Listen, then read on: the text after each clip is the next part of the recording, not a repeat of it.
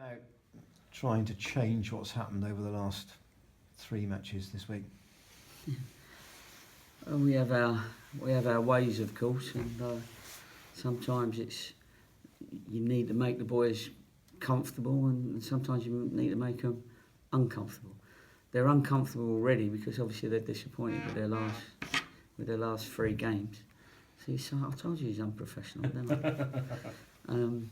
With the last 3 games, they are disappointed, and so you can kick them, but at some stage you've got to pick them up again, and they all realise what you've got here. You've got a group that realise when they're not quite performing, either as individuals or as a group, and they've got to get through it, and they've got to come out the other side better players, and we've got to be a better team, better club. Everything in adversity, we've got to come out of it better.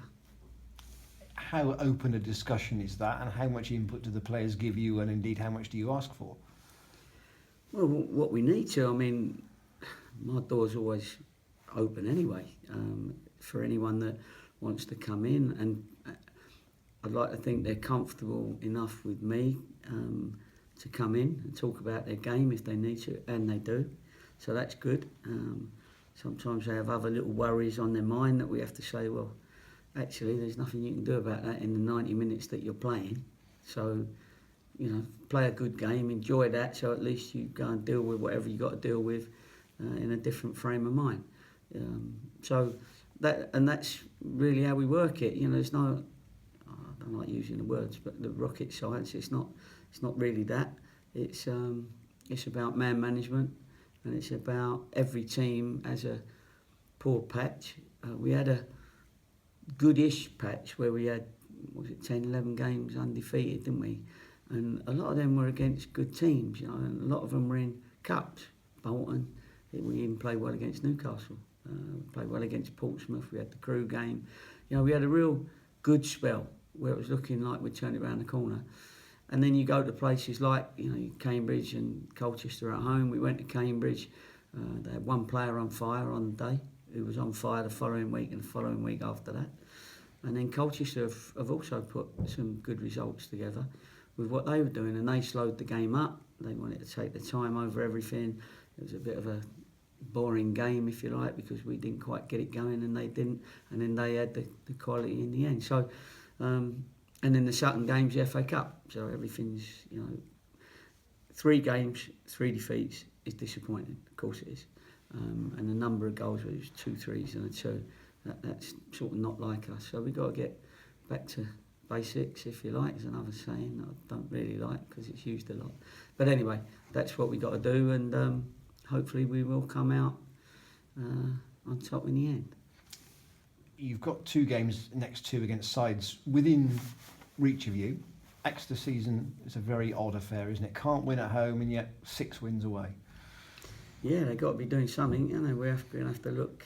We've already had a look at what they do away and what happens with them away and what happens with them at home.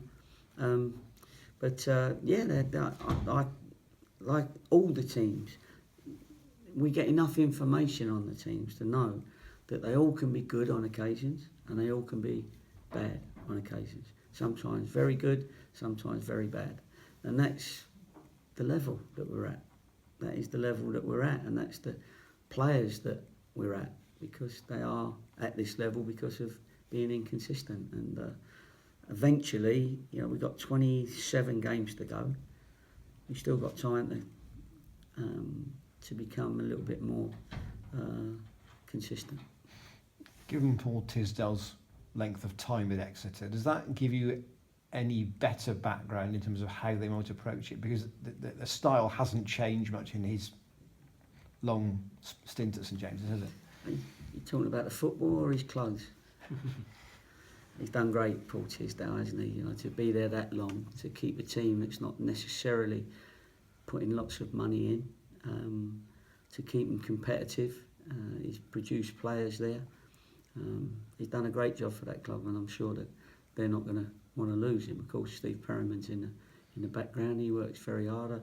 I know the club well from my Yeovil days, and I know a lot of people work very hard, and they always get seem to get good footballers, even though it's a little bit out the way. They always seem to get footballers there. They struggle on occasions, and then other times it all comes off for them. So I'm looking forward to the game, of course, because after 3 defeats, you always want to get that next game in, and I'm sure it'll be a good game, and it's we'll have to see whether Paul's got his autumn catalogue out yet, because he does well with that, doesn't he? He always looks smart and different.